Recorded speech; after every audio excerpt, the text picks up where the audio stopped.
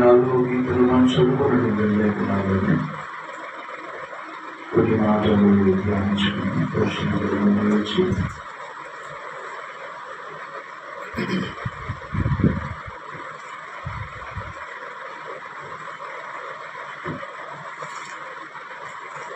ఆసాపు రాసినటువంటి కీర్తన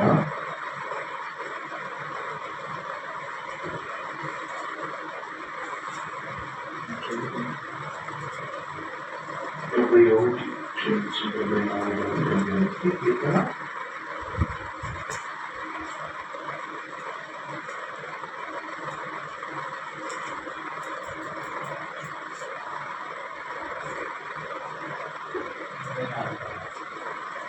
71వ కీర్తన మనం చదువుకున్నాము.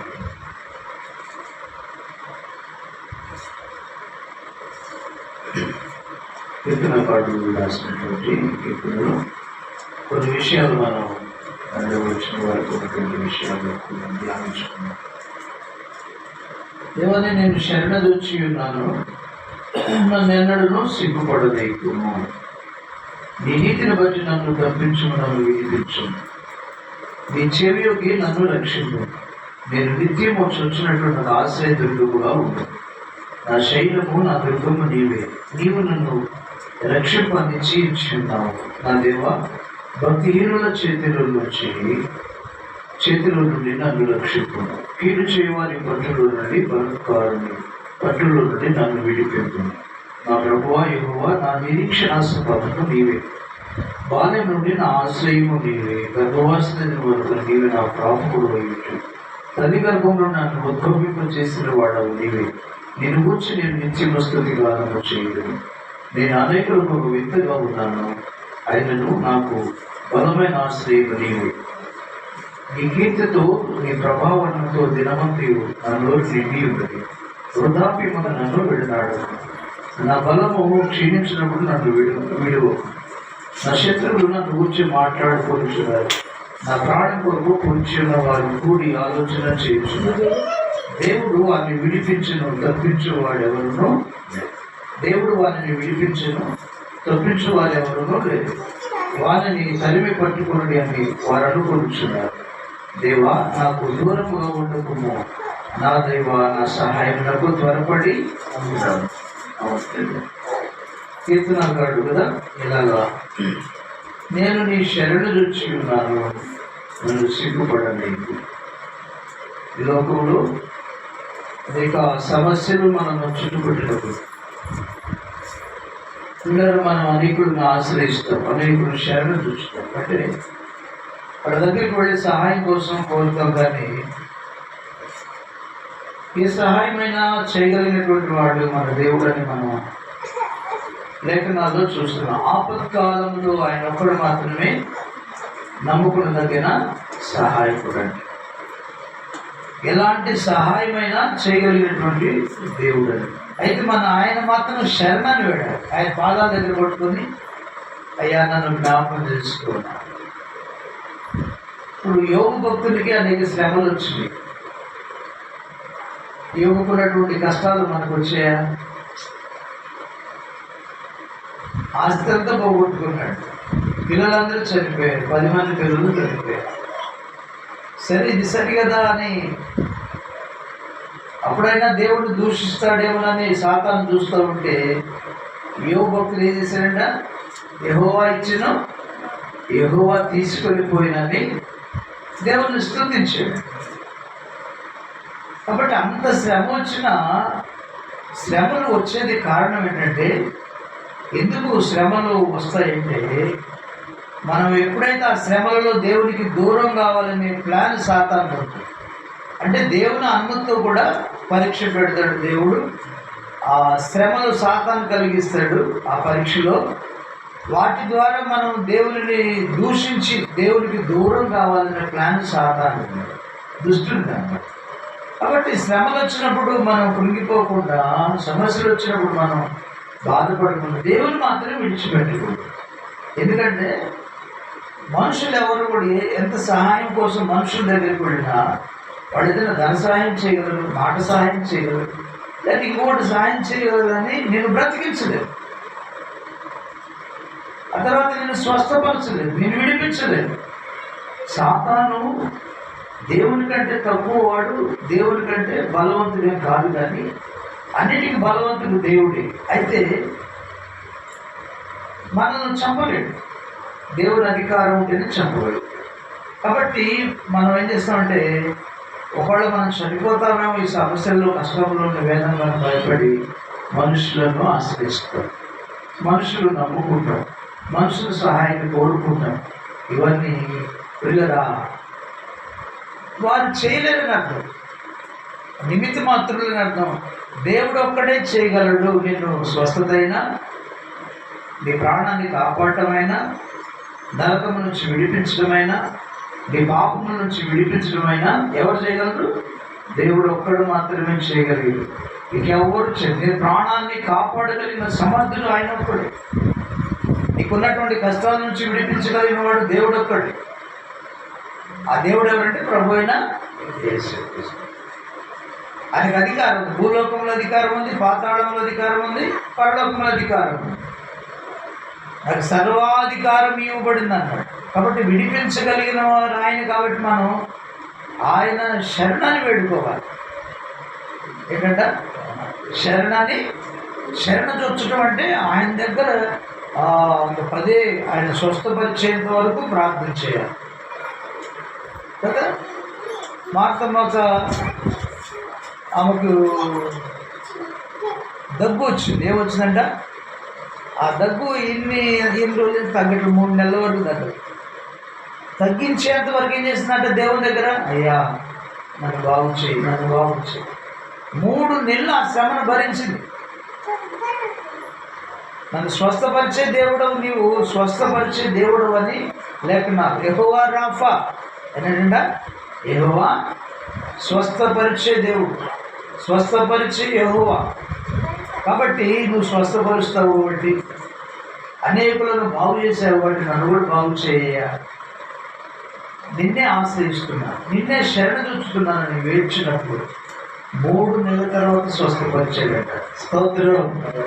ఆ సాక్షి చెప్పింది. 3 నెలల తర్వాత ఒక కళలో ఒక దురాత్మ వచ్చి, ఇక నీ దగ్గర నేను ఉండలేను కానీ నాది నాకు ఇచ్చేయాలంట.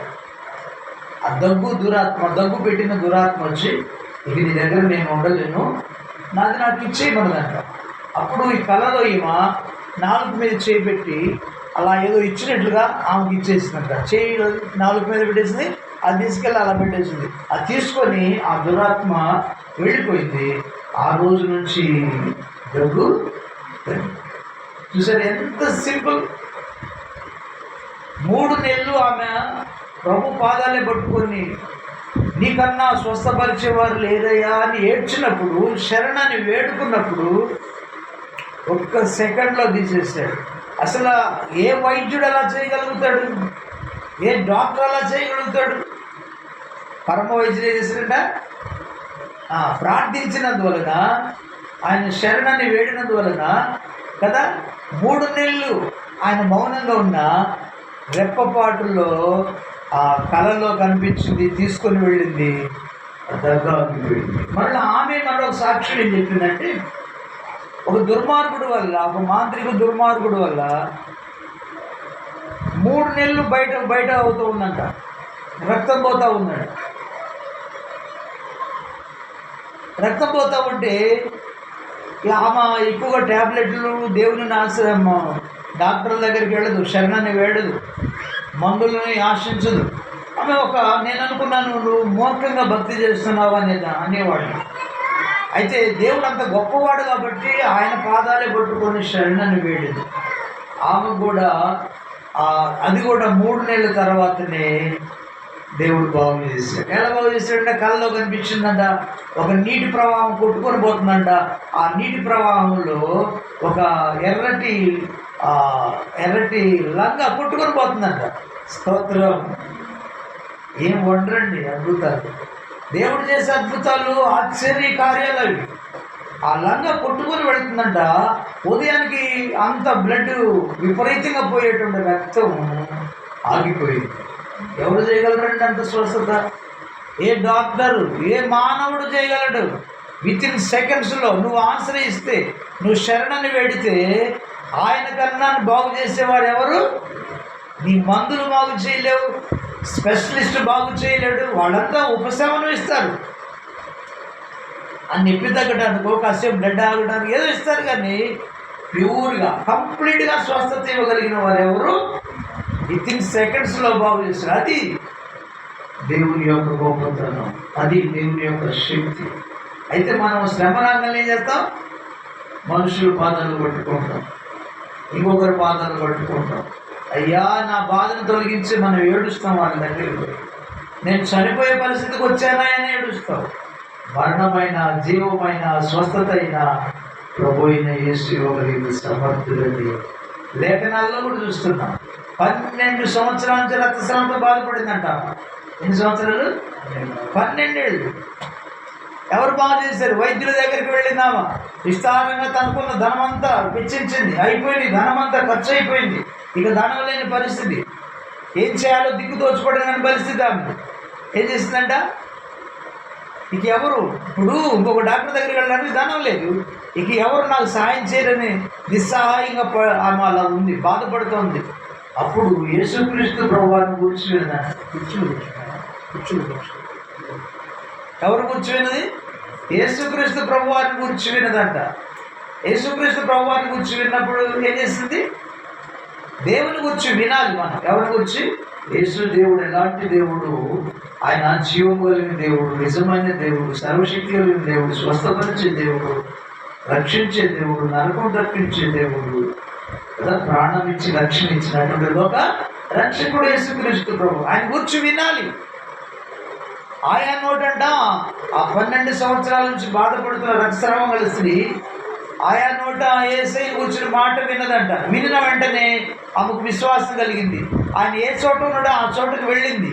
వెళ్ళి ఆయన ముఖాన్ని చూసిందంట. ముఖాన్ని చూసిన వెంటనే ఏమైందంట? ఆయన ముఖాన్ని చూసిన వెంటనే ఈమెకు విశ్వాసం కలిగిందంట. అయ్యో ఈయనకి ఈ వైద్యుడు చూస్తూ పరమ వైద్యుడిలా ఉంది, ఈయనలోనే ప్రభావం కనిపిస్తుంది, ఈయనకి నా సమస్య కూడా చెప్పాల్సిన పని లేదనుకుందంట. అని మనసులో అనుకున్నది. ఈయన వస్త్రాన్ని ముట్టుకుంటే నేను బాగుపడతానని చాలామంది సమూహం అన్నప్పుడు వాళ్ళ సమూహంలో వెనకగా వెళ్ళి యేసు ప్రభు యొక్క వస్త్రాన్ని, అంగిని ముట్టుకుందంట. అంగిని ముట్టుకున్న వెంటనే 12 సంవత్సరాలు బాధపడుతున్న రక్తస్రావం రోగము వెంటనే వీడిపోయింది. ఎంత ప్రభావం కలిగినటువంటి వాడు, ఎంత శక్తిమంతుడండి. కానీ కాబట్టి ఆ తల్లి యేసుక్రీస్తుని గురించి విన్నట్లుగా మనం కూడా యేసయ్యను గురించి వినాలి. ఆయన ఎంతటి శక్తిమంతుడు, ఎంతటి బలవంతుడో వినినప్పుడు మనకు విశ్వాసం కలుగుద్ది. ఆ తర్వాత ఆయన దగ్గరికి వెళ్ళాలి. ఏం చేయాలంటే ఆయన దగ్గరికి ఆమె వచ్చినట్లుగా మనం కూడా ఆయన దగ్గరికి వెళ్ళి ఆయనను ఏం చేయాలంట? అవసరమైతే ముట్టుకోవాలి. దేవునికి మహిమ కలుగుతుంది. అలాగా మనం గొప్ప దేవుడని మనకు అర్థమవుతుంది.